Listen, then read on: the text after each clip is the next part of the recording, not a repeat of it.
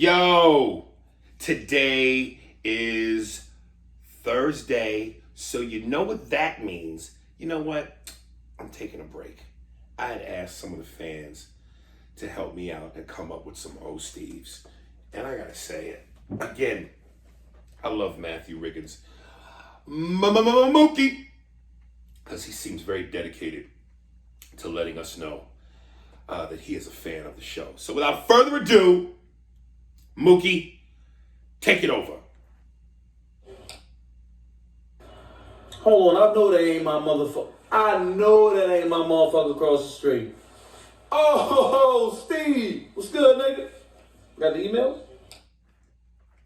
So of course, Steve, coming out of the music in 3, 2, 1. I can't wait to get to this first one because this was a good one. This was truly one of those. Oh, that's a good one. Why, did you go after me? No. This is just a good. It's a good mind boggler. And you know what? Actually, before we get to that one, since I had already had him start the intro, probably want to read the first one from Matthew. So you know what? Yeah, let me read this first one from Matthew since he's already started us off. See that? You send stuff in and you get your email read right off the top. Oh shit! You know, Kush Cole will probably send us his drawers. Hey Harris, I sent you and Andy my briefs. Please, if you look inside, you'll see an email. Please read the email, but sniff it too.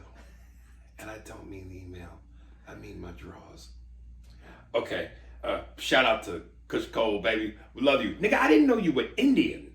Did you know that? Yeah. I didn't know that. Read my email. All right. Matthew Riggins. Appreciate y'all for the advice. That was lit. I'm going to follow my heart and dreams. Fitness and rapping is my passion. So I'm going to go hard at both. Law enforcement was never my thing. I was just panicking and afraid of going after mine. And I feel like law enforcement is something you got to have in your heart. Like you say all the time, Aries, we don't chase our dreams because of comfort or fear. Well, fuck that. I'm going to be Face, a.k.a. Mookie one time. Gotta live it up. I understand that now. Appreciate y'all for that. Real talk. Riggs and Murtaugh. Solve the fucking crime. Stay safe. Corona rules. Oh, P.S. I took y'all advice from a while back on conspiracy theories too. All of that can suck my dick now. I don't even be thinking about that shit no more. Especially after noticing my skin cleared up after I stopped stressing over that shit. Stress is a motherfucker. I'm out. Mookie. Dude, I had to quit watching the news for a while. Really? Yeah, man. I was too stressed and too angry and too upset. Right. Cause all the shit. Yeah, man. You got to give yourself a moment to like breathe and just appreciate what you do have. Right. So good for you, man. Good for you. Yeah, brother. And you know, since we are starting that thing where we, you know, gonna give some artists an outlet, send in your shit. You know what I mean? You definitely deserve to have us try to do whatever we can to put you out there, baby. Love you, Mo. Appreciate you, boy. It's from Alan Camacho. This is the one I was telling you was a good one. From Al from Houston. Yo, Aries and Andy. I'm hooked on the pod. Y'all are great. Y'all are a great duo on the mic and always keep it interesting. I feel like I'm official tissue now that I've finished up on all your previous pods. I listened to, and this was weird to me why he would do this, but he said, I listened at 1.5 speed and it helped get through faster. So I could recommend the new listeners to do the same. If you're trying to catch up on the podcast, it just speeds us up. So we're talking about this fast right here. Yeah. Yeah, and it's a way to. And then if you hear something that you want to really get to, you can go back and slow it down. You don't have to listen to it the whole way through. Right.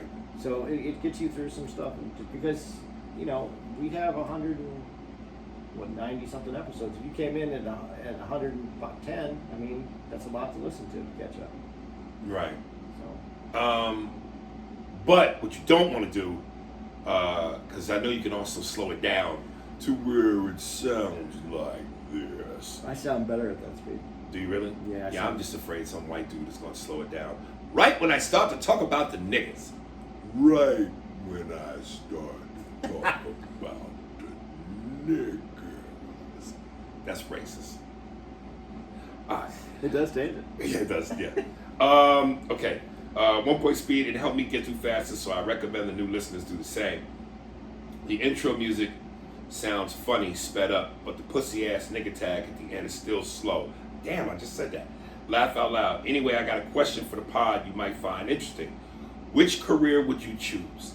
A Hall of Famer, MVP, big time shoe deal, and max contracts, but you never won a ring and never get the type of respect true winners get. Or B, championship role player who got minutes in big time games, made some money, but never max money, gets respect at every bar, restaurant, sporting event. Examples: Charles Barkley or Robert Horry, Allen Iverson or Derek Fisher, James Harden or Andre Iguodala. And he puts in parentheses, Harden ain't ever winning, coming from a true Rockets fan. Keep making the Pure Cocaine podcast. Peace, baby. Who you gonna be? I want to hear you first because I already have my answer. Dude, I struggled with this. Oh boy.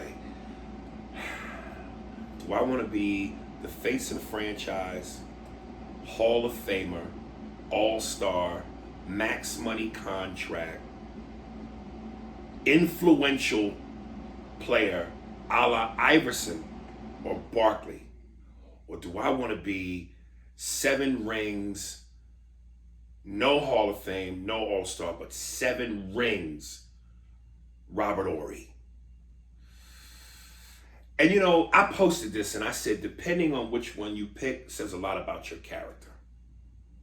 Who doesn't want to be a fucking winner? Who gets into the league in any sport and goes, I don't want to be a champion, but goddamn, max money. You're still a Hall of Famer, you're still a legend, you're still an All-Star, but you don't have that one thing that puts you in a fraternity that not everybody wants to get into, that not everybody gets into, but wants to be a part of. Because I feel like if I say, let me be the guy who's Allen Iverson and Barkley, I'm not a winner. And who doesn't want to be a winner? That's what leaders win. But damn, yo, damn. I hate myself either way. I say the rings, but it's killing me to not be the other shit. But why are you in it if it's not for the rings? Isn't that the whole point? Game on the line in your backyard. 3, 2, he hits it. The game winner, they win the championship. You know what I mean? But before I answer, I'm just gonna do what I do, which is play both sides here. But if you go down, like Barkley has a great career, A Hall of Fame career. Hall of Fame career, and now he has a great after career because of his personality, who he is. Right. If Jordan wasn't around, I think he would have got a title. I thought he was going to get a title in Phoenix. Right. Iverson, respected, cultural icon. Tremendously. But I take the rings. Take the rings. And not because of the rings. Not just because of the rings. And honestly, I'm going to say this, and this is going to make me sound weak, but I don't care. I would rather be Steve Kerr than Michael Jordan. Because the second part of your life, Jordan, greatest. How old was Jordan when he was done playing basketball? Officially, it was 2003 with the Wizards.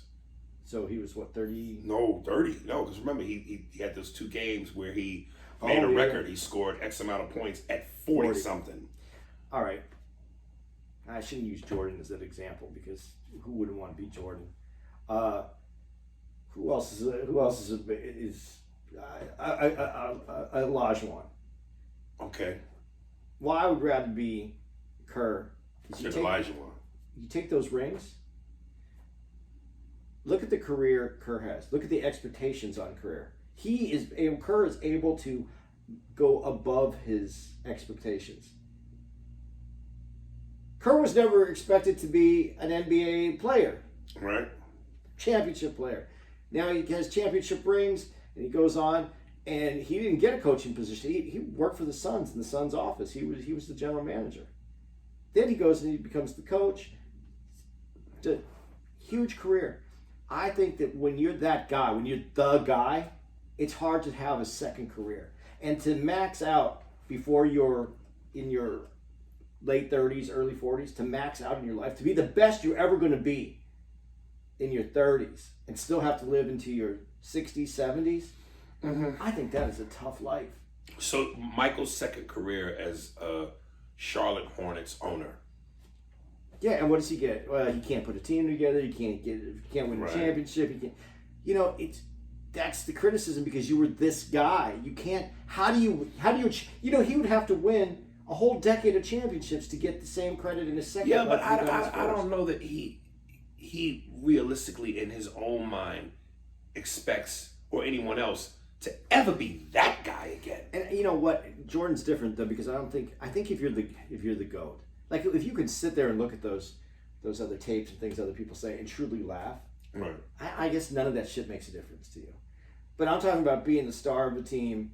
You get your championship, you're successful, or you become, or like Barkley, where you become the icon of that. You have that career. He has a good second career, but when he's sitting on TNT with Ernie and Shaq, what does Shaq do to him anytime? Oh yeah, he punches him in the nuts. Man, But you don't ever sense that.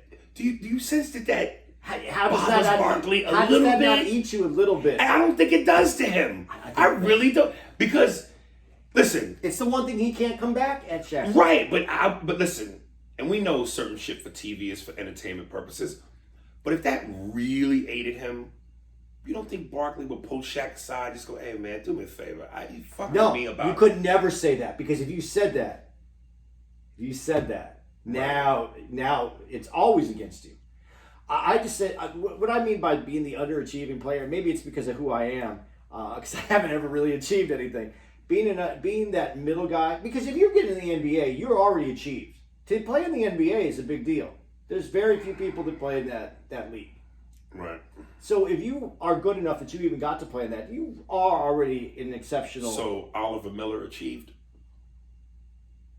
You know, he didn't win a ring though either. He didn't win a ring. He He didn't win a ring, and not only that, he was almost like the laughing stock because he was like a 300-pound. Dude, when he was playing for the Suns, he lost a lot of weight. He played well for a couple of years.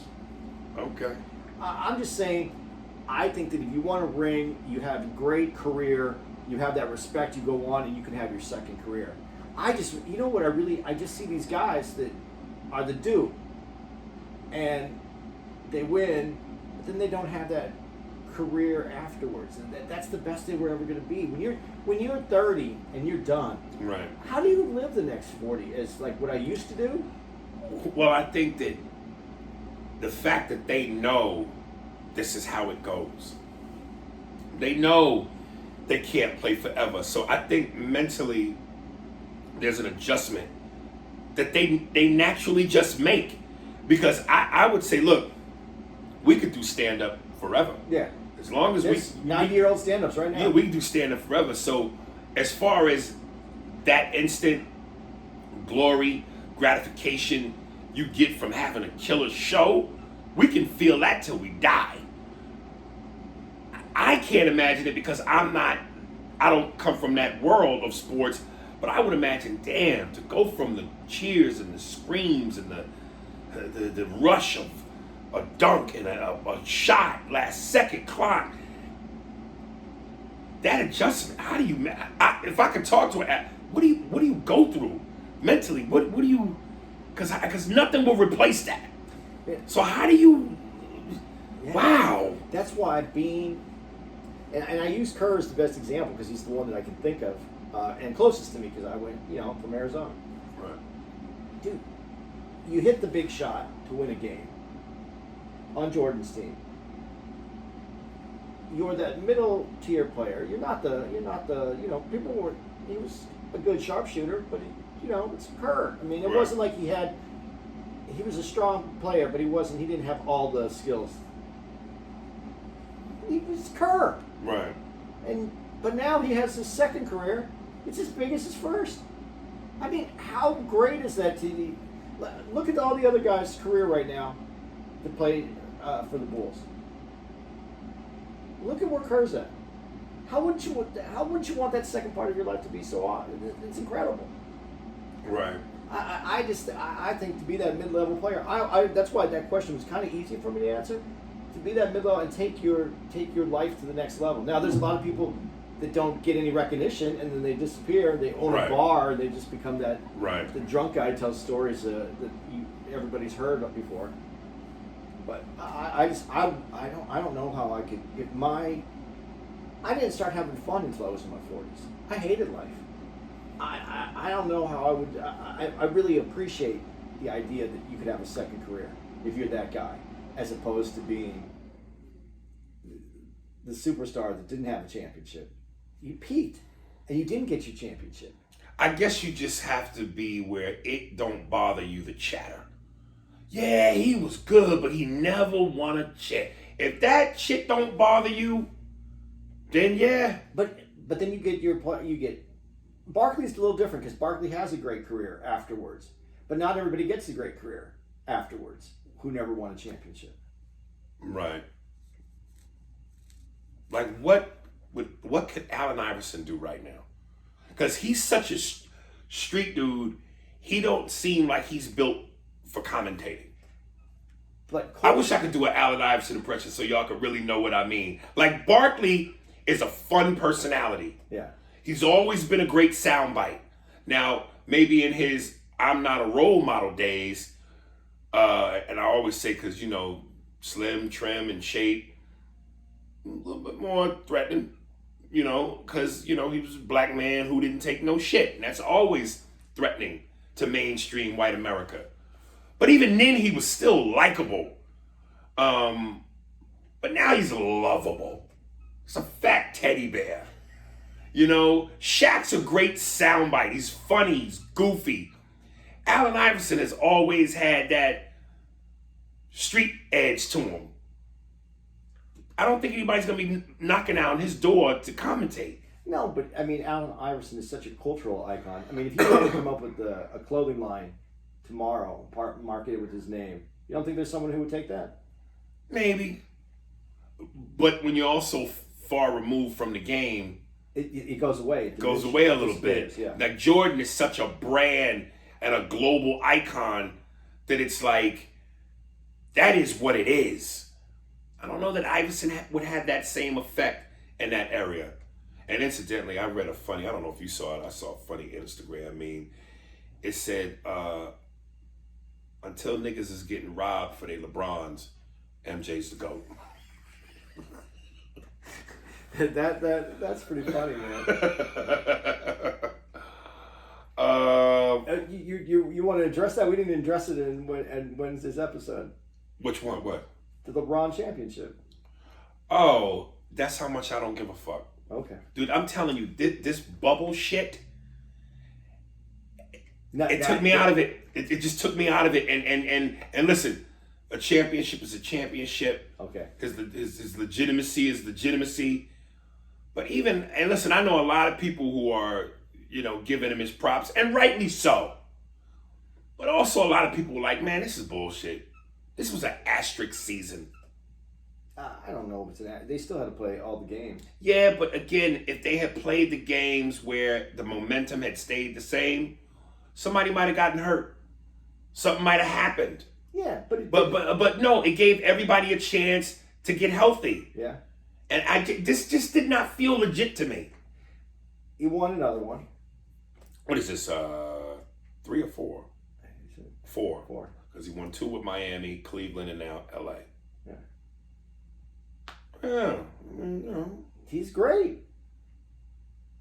There's some real hard LeBron dick riders. I don't know, like Nick Wright. Nick Wright had been screaming for the longest. Other than saying 6 rings, name me something that makes Jordan better than LeBron. Other than that. Cut to Nick Wright's comment, 4, all he needs is 2 more. Well, wait a minute, nigga. How come Mike's 6 don't mean shit, but now you champion for this nigga 2 more and that'll mean shit? I don't know how playing on the same team for your whole career doesn't give you any. I don't know how your mental doesn't elevate you past. And this motherfucker, this cocksucker, Calvin Cowherd, said some shit where he said, Michael needed Phil and Pippen. All LeBron needs is a basketball. Take that nigga's nuts out of your mouth. That is the dumbest shit I've ever heard. Based on that logic, Kareem ain't shit because he had Magic ain't shit because he had Kareem and Riley. Duncan ain't shit because he had Parker and Popovich. Isaiah Thomas ain't shit because he had Rodman and Chuck Daly. What a dumb fucking statement. Oh, Mike needed a good coach and help? Who the fuck don't? And if we're being honest, come on. LeBron had Bosh, Wade, Kyrie, K-Love, and AD. He needed more than a fucking basketball. Well, when he didn't have a basketball, when he didn't have those other players around him, he didn't get a championship, so the basketball wasn't the caretaker of that. When he got swept. Well, no. What you just said. Okay, if all he needed was a basketball, why didn't he win that first championship when Cleveland took on San Antonio and they got swept? If all he needed was a basketball. Well, but it's Calvin Cowherd.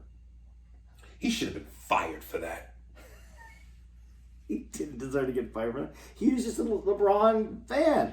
You can't let someone who's supposed to know sports say something that irresponsible. That's ridiculous. Yeah, but that's just going, he's the LeBron guy. That's all he said by that. I'm a LeBron guy. Well, then say that, nigga. But don't say that dumb shit. Look how you just gonna disrespect Mike like that. Oh, you needed a coach and Pippen. Well, LeBron just needs a ball. That's not even remotely true. Well, he would need a basket too. Yeah. Backboard. Yeah, all that. Court. Dude, I love it when, and again, this is what causes me to get into these arguments with some of these dudes on social media. But I love it when guys constantly go, there was one picture somebody sent me, and it showed Michael Jordan and Kobe with their championships and their rings on. And it said, 4 championships in, how many times has LeBron been to the finals? Is it 10 or 17? No, it's not 17. So 10. Yeah. It was 4 championships in 10 attempts.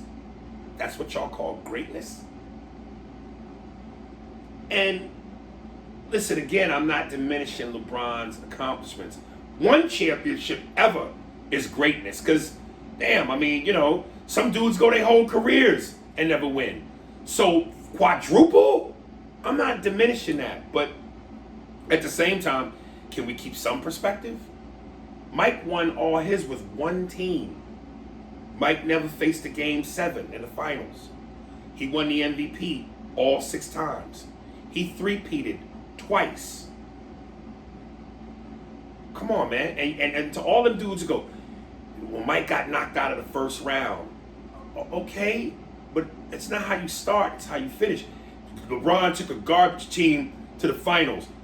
Mike wasn't shit without Pippen. Correct me if I'm wrong. When Mike joined the Bulls and they wasn't shit, he took them to the playoffs. Scored 63 in Boston Garden against the Celtics, who were the champs. What are we talking about? Jesus. Listen, we love LeBron, man. He's a great player. He is.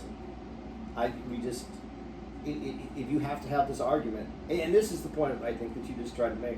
You didn't even bring it up because we're not going to have this argument. We know who to go to. And isn't there something to be said about a dynasty? Aren't dynasties, when you make a dynasty, that is true greatness. The Spurs were a dynasty. The Lakers were a dynasty. Celtics, dynasty. Bulls, dynasty. How can you call a dynasty with 3 different But teams? see, it will never be that way again because the way trades happen now, the way that players work with each other and move themselves, if not other players, around. I mean, when Jordan did it, let's look at this, Celtics did it, Detroit did it, and Chicago did it. They dealt. It was the team. It was the GM moving players around, and the stars on the team had to go with what they could do. They didn't get to call. Jordan didn't get to call whoever he wanted. He didn't get to call Olajuwon. Magic or Bird. And as he said, he wouldn't want to. Could you imagine if he called Olajuwon and that was their center the whole time he was there? Oh. It's a different story now. So, and we can say none of these stories match up.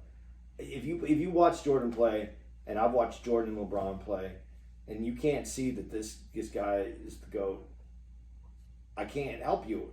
You just do believe in what you believe and stick with that. Because he's a great player. It's not like it's not like you're going to be punished because you believe LeBron was the greatest. And when the era is not as strong, because teams are teaming up, and the playing field and the level of competition is not as strong, because 1 or 2 teams have all the power. How is that fun?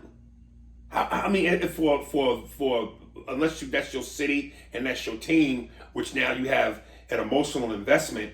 How is that fun for you as a fan, knowing that the balance of power belongs to 1 or 2 teams, and the rest just don't have a shot? Well, but it was kind of that way before to win the championship. Detroit had to go through the Celtics. They had to beat the Celtics. Right. Chicago had to beat Detroit. It was like, yeah, and there's other teams. LA shot up there. Celtics even came back on Detroit. There's other teams that you always knew had strength to win. Right. But there was always a team that you had. It was your nemesis. You had to go through them. You had to prove that you were the championship. You were the champions. Now you just move players around. It's not about the team. Like even when you went, Giannis and Milwaukee, because of Giannis is tough. Yeah, but did you ever really thought that they would have a chance against the Lakers? The Clippers, who might have had the best shot on paper because of Kawhi and Paul George and some of the role players, Lou Williams, Patrick Beverly and his defense. But if you were a betting man, did you really think anybody was going to beat the Lakers? The Lakers were a shoo-in. I really thought the Clippers. Really? You really thought, they're going to do it? Dude, did you see? No one scored. No one scored for the Clippers. You talking about during the series? Yeah. Yeah, they shitted on themselves. They choked. And I expected Kawhi to come in with that sideboard mentality. But even if he did, and the Clippers put their A game on, and the Lakers put their A game on, you think they got the better A game than the Lakers? On paper, they did. Nah, son.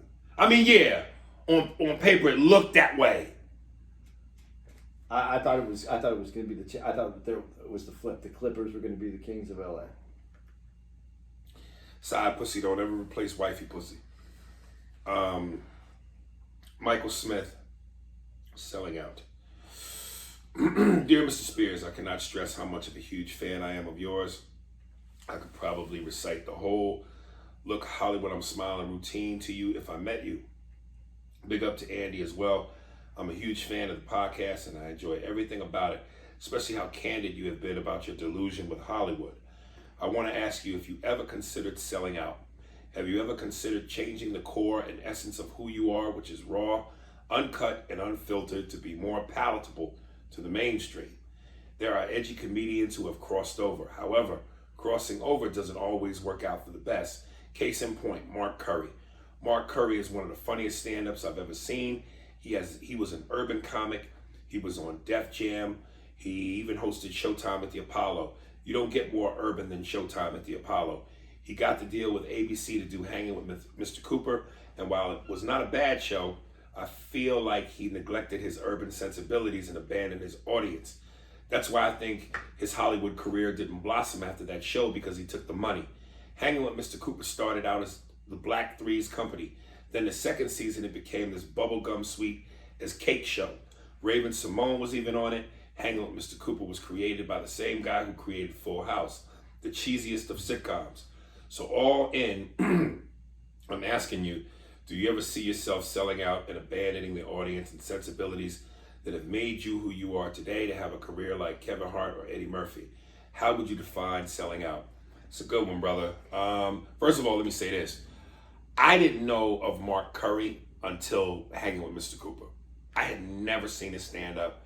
First time I ever heard of him was the show. And I remember there was a club in Long Island called Tribeca. And it was the last time I kicked it because we were on the same show, me and Tracy Morgan. And I think I told the story. It's the one where me and him were going to take a cab from Long Island back to Manhattan. And the nigga threw up all in the cab. But I really didn't know Mark Curry's stand-up until I performed with him at the Lincoln Theater in D.C., where Eddie Murphy did Delirious. Mark Curry is a beast. It's so funny. A fucking beast. And I didn't know, because you know, look,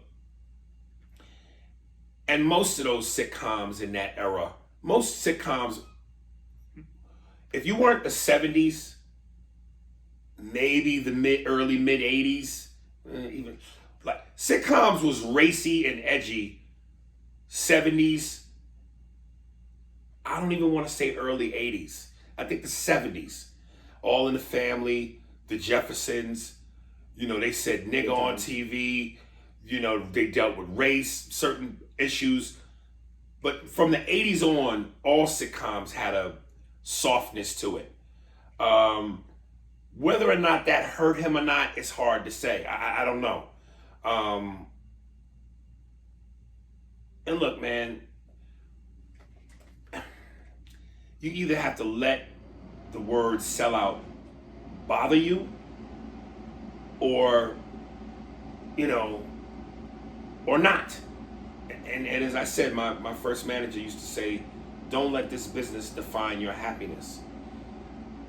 Sellout sounds like a bad word. If somebody calls you a sellout, you get offended. So I don't want to say he sold out. But I also don't know where his happiness lies or laid or whatever. You know what I mean? Like, I don't know where his life was to where it's like, it's hard to say no to shiny shit. And a television show is some shiny shit that gets you a lot of shiny shit. And the truth is, most motherfuckers wouldn't say no to that. No matter how cheesy it might appear to be. Me personally, I'm not there yet. Maybe if I'm forced to be there, I might, you know. I love that joke Dave Chappelle did on his first Netflix special, the one he did in LA, when he said, Dancing with the Stars? Not yet. I said, I can't picture myself sitting there waiting for some judge to score my cha-cha. So, you know. But he did say not yet. Not yet. That's what I'm saying. Like you know, and I'm being funny when I say this, but it's a sad funny. It's a tragic funny. I remember, what's that show? The one about the niggas that lose weight. The celebrities that lose weight. Celebrity Fit Club, yeah. Dude from Celebrity Fit Club called my manager, offered me 80 grand, that's what they call it, to be on the show. Offered me 80 grand to do it. I said, tell them, hell no, and suck my dick. Because what I'm not gonna do is allow me to be the punchline for your show. 80 grand is nice, but that to me is selling out. I'm not gonna be, if I'm gonna go and have to lose weight and get myself together, that's my personal journey that will not be televised. I'm not gonna be the punchline for your fucking amusement. up there with a bunch of, and I'm not trying to disrespect these people, but come on, man. What was Steven Seagal's wife, ex-wife, that was gorgeous and weird science? Kelly something? Yeah. Kelly LeBrock. Yeah. Kelly LeBrock, nigga, Tempest Bledsoe, and fucking Screech. Nah, nigga. Screech was on it? Yeah. Was he fat? He a little chunky. Kelly LeBrock got big. Yeah. Dude, I have a hard time, and this is perfect for me. This is going to come from a total white guy perspective. That I don't understand the sellout. I don't understand this completely. I understand if someone turned their back on the black community and said, "I'm just walking. I'm walking away from my community to do this." But like I just recently watched. Someone sent this to me, and I wish I had his name, but it's. I'm going to shout you out as soon as next episode. I promise, because I'll get it. Did he send it to you too? The rodeo, the black rodeo guy. The black rodeo. See, and I don't want to talk about this because I don't have it. I'm just going to do this real quick. There's in rodeo, there's only one black man that is in the top. Oh, I saw that. Yeah. And he talks about that a little bit about that it's a white sport. It's a white sport. And he can't get support. He wasn't getting sponsored. He doesn't, and it's hard to continue to do that without the sponsors. There's another younger black guy who's trying to come up, but he doesn't have sponsorship, and it's trying. And he's trying to get in there, and they think that he might be the guy who could break into that arena of rodeo. I know this sounds funny, but here's the thing that's funny. Let me just say this: don't lose your point, but everything is a white sport until it ain't no more. Right, I agree with that. And pretty soon that nigga gonna put rims on the bull. Okay, so here's the thing though. People talk about selling out. Here's a guy who's trying to make it in a sport that is considered a white sport. Right. But he's a black dude, and when they go through like cowboying was 25% black.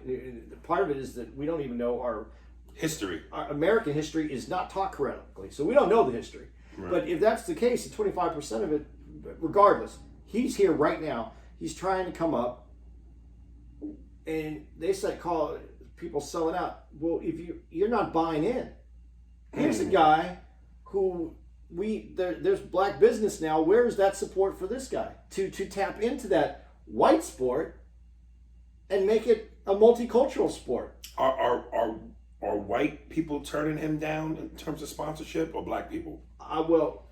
He just keeps getting sponsorship. You have to get sponsorship to stay on. Okay, so some white people are not fucking with him. White people aren't fucking with him. Black people aren't fucking with him. Okay, before we get to the black people, do you obviously think the white people not doing it is racial? I don't know because I don't know what position he was in that top 100. I think for the most part, the top 25 are where the money's at. Is where the bulk of the money is. But yeah, I think though that a white company could also be sponsored. Yeah, so yeah, there's probably some. How could there not be some racial implication in that? Right. Okay, so we can do that, but if it's not always if it's not on the white man to bring you up, and I've heard this all the time. I'm not supposed to have an opinion. You got a white opinion. Well, if there is black money, black marketing, and you call people who walk away from certain from what the black community deems it's hard for me to talk about, but is what would be black. Mm-hmm. Which rodeo isn't black. Obviously, there's only one guy in the top 100. And he's retired. NASCAR isn't black. No, but they have a sponsor now, and who sponsored it? Okay, but Bubba Smith, I don't know shit about NASCAR. Is he one of the top dudes? He's a well-known. He's racing in there, so he's in the top 100. I don't know NASCAR either. So, but he's in there, and he has a black sponsor. But where's that black sponsor though in rodeo then? All I'm saying is someone selling out, or is the black community not buying in? Well, no, I don't want to say selling out. No. I think both the black and the white community aren't necessarily buying in. But if you have the opportunity, okay, let's look at Tiger Woods. Tiger Woods is a great example. There wasn't anybody to hang on to in golf that was black, that was like a great golfer. There was some black guys that came up before Tiger Woods, but I mean, Right. Tiger Woods was the guy who turned that. Mm-hmm. Well, that was considered a white sport. Arthur Ashe, he was the only black man in tennis at one point. But that fell away because it wasn't, it didn't have the same cachet to the community. But why aren't there more black guys involved and black women involved in that sport? Now we have the Williams sisters, but who's replacing them? I'm not saying that, I'm not calling anybody out on this. The terminology of someone selling out to do something that's different, that maybe not the normal mainstream. But that's the sellout accusation in terms of what he was saying was going from street to become mainstream. Okay, but if he was able to get a show and there isn't someone producing black shows, he's opening the door to get more people in. Right. So, yeah, I don't know that sellout was the right word. That's my only thing. When I hear the word sellout, because I think a sellout is very negative. That's a negative connotation. Right. To me, that means you turned your back. Yeah, I don't know that sellout is the right word. I don't know what the word is right now. But again, I think to make it to a certain level, to have certain doors open up for you, let's not lie about what this is. Hollywood is a white person's game. They run it. They're the gatekeepers. And, niggas have to dance to a different beat. You know what I mean? But is that changing? Is it changing now? Is I there think more production companies that have black ownership? I think that there are changes that happen within the system. But I don't know how big enough that is overall. To you know what I mean? I still think at some point you may have to say ordinary tasks. I don't know, man. It's it would be great to know why it seemed like after hanging with Mr. Cooper, like you look at Martin. After Martin, the show, Martin went on to become Martin, the movie guy. Why hadn't Mark Curry go on past the show to do other things, especially if you're that funny? Well, if he's that funny, though, don't you think that has a lot to do with not being supported, though, from the black community? That let him go a little bit because they felt it was a sellout? Because he's doing a show that isn't what would be considered... A good question. Because that's where I say, is it selling out or is it not buying in? Because why wouldn't you want to support Mark Curry? Why would you want to support him and getting a career where he could bring other people in? This is it, because when we talk about this, and we talk about this being a white business, entertainment's being a white business, that means other white people are helping out other white people. That means the white community is watching, and that means other white people that are in charge are pulling other white people up, right? Is that what we're saying? Is that where the discrepancy in the fairness of this is? So if you have someone that's black and they're actually in, why aren't we supporting that person to bring other people in? Right. And that's my question. I get very confused because I think right now it's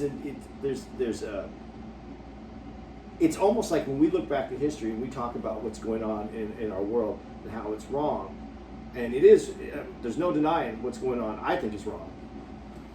But it's almost like we haven't recognized that there are black people that do have some power, some money, and are trying to make meaningful changes. But where is the momentum also from that? Because I know that there's momentum. I can feel it. You can feel it right now. You can feel it in everything that's happening. But I just it's not. It's bigger than this. It's bigger than this right now. And when that word sellout, it really hits me in a way because I want to know where the buy-in is, not the sellout. Where's the buy-in? Where's taking care of that Well, cowboy. well, Where's taking care of the cowboy to get him his sponsorship? that comes after the fact. Once he's established so much success it can't be denied, then everybody jumps on the bandwagon. Yeah, but white people don't have to have that. We have to figure out a way that black people also in a sport like that can get support, can get movement. We have to make sure that people are taken care of and get movement. But if black people aren't going to support that guy, why are white people going to support that guy? Well, they still can support him even if we don't, I understand that, and probably will. I understand at some point. But what I'm asking is, if he's there, why isn't he getting that support? Because that's only going to bring more people in. That's going to bring more people in. If there's 100 guys that want to ride rodeo, and I'm sure there's more than that, black dudes. But if the support of the community was there, there'd be 200 or 500 more the next year, in a few years. And at that point, you're going to find those people that are hitting the top 10, the top 20. Mm-hmm. I don't understand this. It's the divide. I just don't. I guess I just never seen anything that this is a black thing, this is a white thing. I think that's my problem. It's my own problem. But the sellout thing really bothers me because I'd like things to be multicultural. I want to see more people support people in things that you normally wouldn't see them in. Right. All right.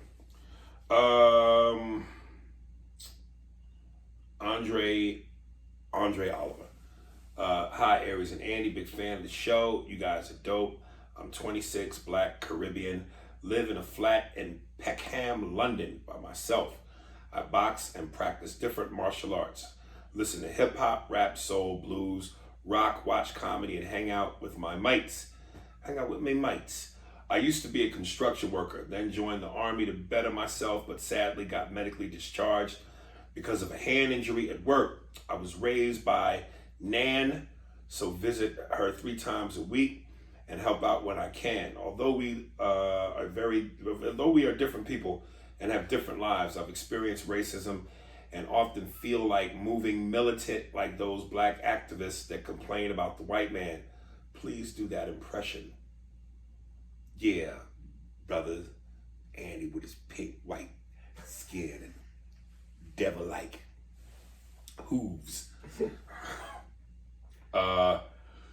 Although I have many friends that are white, most of my close friends black and can relate to my experiences. Don't really have a question, just a fan of the show and you and Andy's comedy. I thought it would be cool to show you what type of fan. Appreciate you guys, fair but balanced views on topics. I just want to say Obama did the job he was supposed to do, point blank, period. Sopranos is genius. Anyone who doesn't understand your comedy and think you're number one over anyone is too unintelligent to get your comedy, Aries. Andy, I like how honest and fair you are as a person, and I'm going to check out your comedy because if you're next to the GOAT, then you must be kinda a GOAT as well. I like this nigga. Andy? Nah. Oh. No, I'd like to do, but I'm not being in a proximity. It doesn't make you anything. No, I was just waiting for you to jump right on it. I like this nigga too. Yeah, P.S. I'm the guy in the middle. I'm 5'11", not short. It's just my best friend's Giants. Jesus, did really do. He does look little. Yeah. Andre, appreciate you, brother. Thank you for the love, man. Keep doing your thing. Much blessings to you, bro. Okay. Talib Oro Tiwa. You know all this. Tell these African niggas. Dear Mrs. Spears, my name is Talib. I'm 26. Much love from the New Jersey, NYC area. I may be a broken record, but you're the best. I grew up with you on Mad TV and always loved Mad TV more than SNL. I love your 2 comedy specials, especially the second. You have mad voice acting chops too, with Proud Family and the Boondocks. I discovered the podcast in November of last year when revisiting one of your Mad TV sketches. It was the racist but funny Wizard of Oz sketch where you fuck Dorothy. You ask who's the wizard, and then she says you are. That shit cracks me up today. In one episode of the podcast, you talk about possibly having to rebrand yourself in order to get back in the good graces of the Hollywood gatekeepers, Ashkenazi Jews. Ashkenazi. Oh, excuse me, you toucan Sam beat nose motherfucker. That's up to you. But I have a piece of advice. The so-called artists who chase the trends and uphold the status quo may be praised in their time, but they won't leave a legacy. They will be forgotten to time because of their insincerity. True artists like you make art according to their vision, and views may not gain the success of the material world, but artists who are sincere, who make art for them and not the masses will go down in history. I have a question. What are your 3 favorite childhood video games and 3 favorite games of today? Take care. I'm a dedicated listener to the podcast. Based on your assertion of me, son, I guess I'm Allen Iverson. I'll never be Jordan. Wow. Thank you, bro. 3 childhood video games. Contra, up, down, left, right, BA, select, start. You know what that is? No. Damn, you really didn't play video games. No, man. I'm old. I'm Atari, dude. Okay. Yeah, that was to get the infinite number of men in Contra. So that, I gotta say, Altered Beast from the Sega Genesis.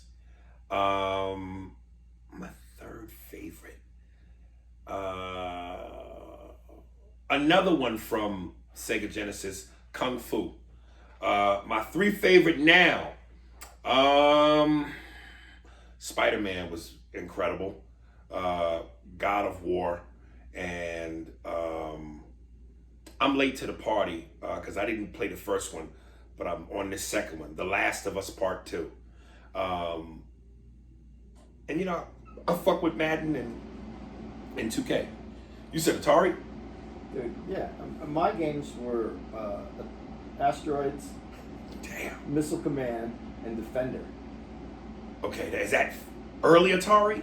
But that wasn't even up to, those were the quarter games that you could go play. Oh, you mean like actual arcade games? In the Atari, it was Space Invaders, Missile Command, and you know what I liked a lot, that I played a lot, but Tetris. Are you good at Tetris? I was all right at it. Yeah. But I had a Game Boy, the first generation. When it was the what, like a gray screen? Yeah, or? it was great. It was that big. Right. But I didn't play games, and now I don't play any games. The Spider-Man game I know is good because I watch my kids play it. Oh, they play it? Mm-hmm. And I played this one game with my kids where it's like soccer but with four wheel drive vehicles where you still knock the ball into goals. Right. I played that one. I don't even know what that's called. But Okay. I don't play games. All right. I'm not a gamer at all. Gotcha. I don't have that. I never had the dexterity to. You got the Chris Rock claws. All right. Did you like Chris Rock's new commercial? I've never seen it. I've seen it. There's a new commercial. He's a commercial now, and he has this not far ago. What was the commercial? I think it was T-Mobile. Really? Oh, okay. Rand Foots, Horror Nightmare on Elm Street. Good day, my niggas. It's the nigga with the slave name, Rand Foots. He starts every email with that, as though we've forgotten. I enjoyed the horror film podcast, and I agree with the other listeners. You should do more of these. As a kid growing up in the 80s, our parents had us watching shit that we weren't supposed to. A Nightmare on Elm Street, a classic, but as a child, it scared the shit out of me. Freddy traumatized me. I would turn the lights off in the house and do, my uncle would turn the lights off in the house and do Freddy impressions. How could you not talk about that scene in the alley where Freddy was walking with his arms stretched and his claws scratching the buildings? That shit fucked me up. Fucked my head up, but that shit was entertaining as a kid, and as a kid was believable. I miss those days where everything was better. The new Nightmare fucked me up too. You like that bullshit? I was 12, oh that's why. I was 12 when that came out, and they put Freddy in that muscle suit, and the plot of that one was genius. Anyway, keep putting out the dopest content in the podcast arena, and Jason fucked my head up too. Peace and blessings, my niggas. Yeah, man, Freddy was the guy, man. I was already a little older, so I wasn't as scared. Right. But Freddy was, it was fun to watch. You remember that scene he was talking about? That was from the Freddy 2, Nightmare 2, the gay Freddy. The old effects though, like, when you watch it now and you see the tongue come through the phone, it doesn't have that. It doesn't look the same. Right. Because we have CGI now, but right. that shit when that first came. Oh yeah, that was like almost damn near like groundbreaking. Ephraim Young, horror in the 80s. What up, A&A? Like that. A&A. What do y'all think of these joints? All scared the shit out of me and my brothers back in the day, but we also watched.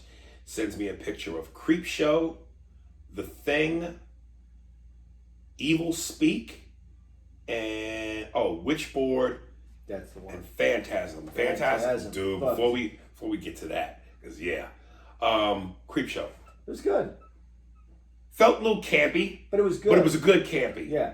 I like Creep Show 1 better than Creep Show 2. I didn't think Creep Show 2 was that great.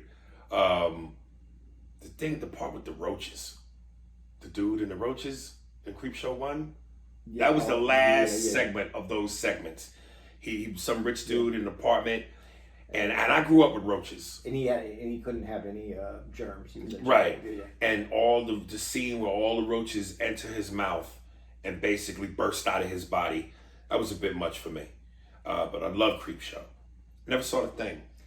I never saw The Thing. I saw the original. The thing that I remember is going back, and it was before my time, and it was a black and white movie where this thing came from outer space, landed on the ground. The guy pokes him with a stick, and it gets this on him, and it just slowly takes him over.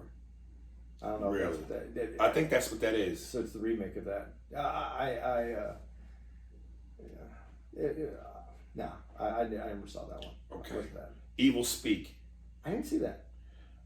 Remember the little kid you used to pick on? Well, he's a big boy now. Yeah, I never saw that either. That one, I would go see that though now. That one, Yeah. Just from the graphic, looks scary. Witchboard. Didn't see that. Nope, didn't either. Now Phantasm. That one scared the shit. That's out of me. yeah. My dad was mad that it scared me that much. Really? Yeah. Yeah, that old man. Yeah. That silver ball just hits you in the head. Did you see Phantasm too? I did, but I don't remember it because I remember. I don't think I liked it Right. because it wasn't like this. Yeah, that shit. I don't even think I want to watch Phantasm now. I wanted to bring Phantasm up when we did the thing. I forgot to bring it up because that was one of the ones that really got me. Right now we're both really showing our age. Yeah.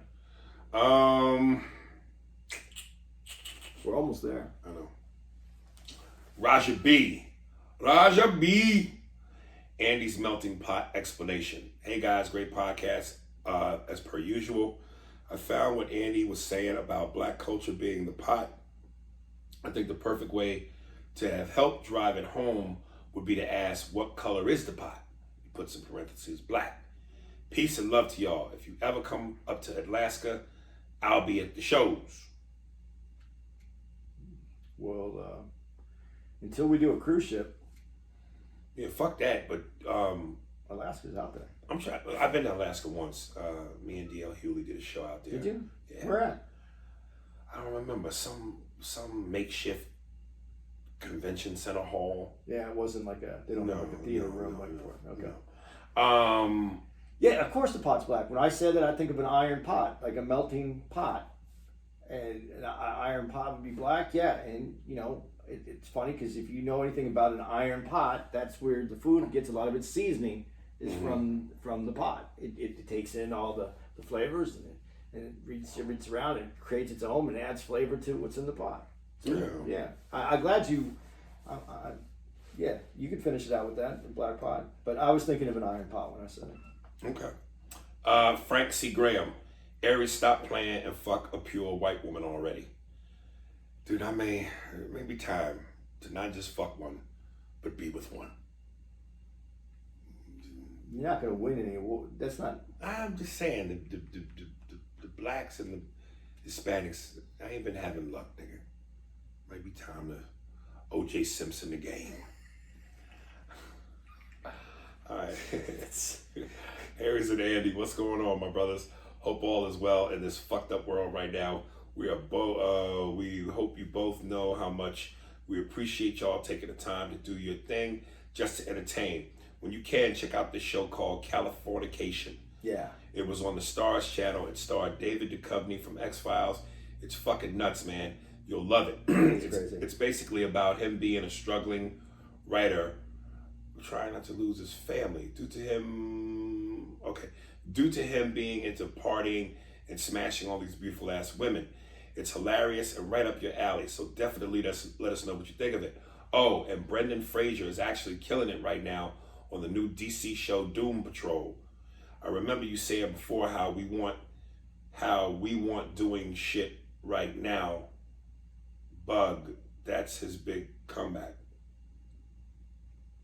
I remember you saying before how we want doing shit. I think he was trying. He wasn't doing shit. Yeah.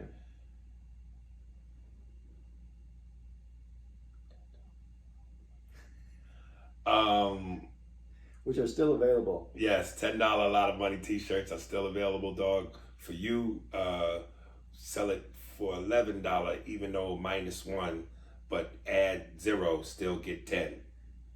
I think we don't have a bunch left. Yeah. That's his big comeback. It's one of the best superhero shows on at the moment, in my opinion, up there with The Boys. And what's it on? DC? DC. Shit, he didn't say. I'm gonna have to look. Brandon Fraser, no, he didn't say. But okay, it probably on, because I know The Boys is available on Amazon Prime, so that might be it. Thank you guys so much for what you do. Hope you and your family stay blessed. Peace and love. Thank you, Frank C. Graham. What is it? What number was that? It's 4. 4. Oh, you one of them regal niggas. Wait. Yeah, it's 4. Yeah, okay. I want to read this last one from a lady.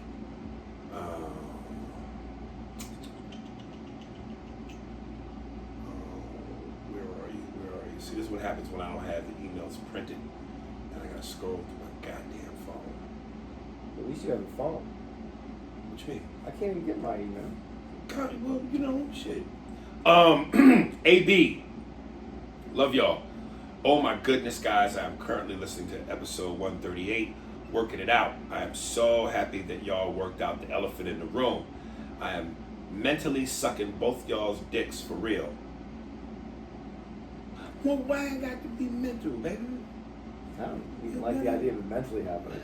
Fuck that. Let's make it happen for real. As I have been bouncing around through the various episodes, I have wondered about y'all history and friendship. Wow. Many hugs, kisses, and support to both y'all. I had to take this moment to send this message. Thank you both for sharing that honest space in your lives at that moment. This episode is a true example of true friendship. I can't, Ebony and Ivory. I can't get enough of y'all. I feel like a groupie. Again, baby, why you got to be pretend? Come on, shit. It was weird because we were both in the room at the same time, what she said. Is she sucking our dicks? That's usually how it happens. I can't be in the kitchen and you in the den, and she going back and forth from the kitchen to the den. Can you imagine that? One dick in the room. Excuse me. Excuse me. That'd be a hell of a, you know. Yes, therapy has helped me face a lot of shit from my past and to break the cycle of poverty, incarceration, drug and alcohol abuse in my immediate family. We as black people have to face the truth in order to heal and move forward. We all deserve to be happy. AB. Yeah, I never wanted to believe in therapy, but I could see where it is useful for some people, because at the end of the day, you need a shoulder to cry on, and if you could get some sound advice too that actually helps you out, mazel tov. And I know that's one of, like you said about the black bull rider. It's not selling out, it's buying in. And I think culturally in the black community, therapy was always looked down on. Like you made fun of therapy, that's some white shit. So, yeah, I think more black people should invest in therapy. Whatever helps you become sound in body and mind as one. And can just help you get through the goddamn day. Fucking do that shit. Yeah, man, fuck it. You know, I mean, look, and that, you know, again, we gotta escape those cultural shackles Man, that's some white shit. No, that's some right shit. You know what I mean? I'm gonna start seeing a therapist, and after that, I'm gonna start having wine and cheese tasting parties. Have you ever had good wine and cheese? No, It's amazing. I've had good wine and cheese by myself on separate occasions, Yeah. not together. But to have a thing of cheeses and wines, yeah, I like nice. to do that. It's nice. I know it is. I mean, I don't know it is, but you know, You're assuming. I'm assuming it's. No, it's nice. I can't say anything. I'm not. I believe in therapy. I'm just too cheap to pay for it myself. I self-evaluate all the time. I'm cheap, man. I realized how cheap. I didn't think I was that cheap. I just realized I don't believe you should ever have to buy napkins. Well, what do you use? Jimmy John's napkins, Taco Bell napkins. Oh, you mean just napkins you have lying around from other? You just grab a thing of napkins. Jesus. You put them in your bag, and it's just something you're going to wipe your face and your hands with. Why would you go to the store and buy that? I mean, and the reason I know this is because my girl's family came over the other day, and they asked for a napkin, and I gave them Jimmy John's napkins, which are actually quality napkins out of some of it's the better of the fast food napkins. Right. And they looked at me like, can't you just go get some real napkins? And I go, those are real napkins. And what are you going to do with it after you're done with it? They said, throw it away. And I go, yeah, that's why that's the right napkin. So that, and not that therapy is in the same vein, but I have gone before. I work on myself, and if I feel like I can't get there, then yeah, I go back to therapy. I go to therapy. But I'm working myself right now. And if you get a good therapist that gives you some good tools and you can work on yourself, that's good too. Yeah. So there it is. All right, folks. Thank you for listening to the email episode. And you heard us say it yesterday. A new thing we're doing, giving artists an outlet to express themselves and hopefully get some coverage. And some buy-in. There you go. Some buy-in. I like the way he finessed that. We played some music yesterday. Gonna give you a little bit of comedy. This is from Byron Dix, and this is a snippet of his stand-up. If you like him, and I told a lot of these motherfuckers to send me your Instagram handles so I could shout it out, and then people could hit you up and compliment you and go, man, that was good. And you niggas don't listen. What's his name again? I'll say it again. Byron Dix. Yeah, you might be able to look him up. Here we go. Byron Dix, y'all. See you next week, boys and girls. We will be in, you ready for this one? Utah. Where I have on my shirt where there are no niggas. So we're going to white people's Africa. I've been practicing for the choir. Have you? Yeah, I'm getting my voice ready. What do you mean? What you gonna say? I'm gonna sing. For them? Yeah, I'm gonna go audition. Okay. I once sent out a post about describing Utah, and I took the sound bite from Will Smith's "I Am Legend." Like, I'm Dr. Robert Neville. If there anybody out there, you're not alone. So I was like, I'm Ari Spears. I'm coming to Wise Guys in Utah. If there are any black people out there, you are not alone. Come see me at Wise Guys. All right, Byron Dix. I wanted to get to know a little bit about my ancestry, so I went on Ancestry.com. And I quickly learned that was created by white folks, for white folks. I searched for my great-grandfather. No results found. Searched for my pops. No results found. I searched for myself, and apparently I don't even exist. But like I said, black people, we don't have the same thing, that with white people, we don't have all those details and everything. So if you ask a black dude, hey, where's your great grandfather from? I heard from down south somewhere, and that's the best I can tell you. Ask them about their pops.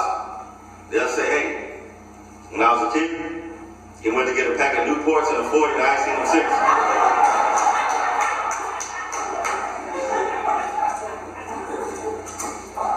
one thing that's almost universal with all black people, and that's that our great grandmother was Cherokee Indian.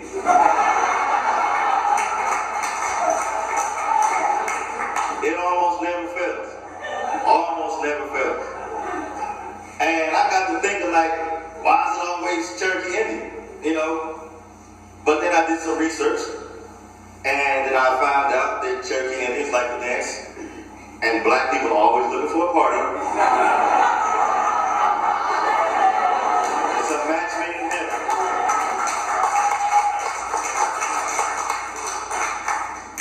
But I've always been told that my great-grandmother was Cherokee Indian, and I wanted to verify it.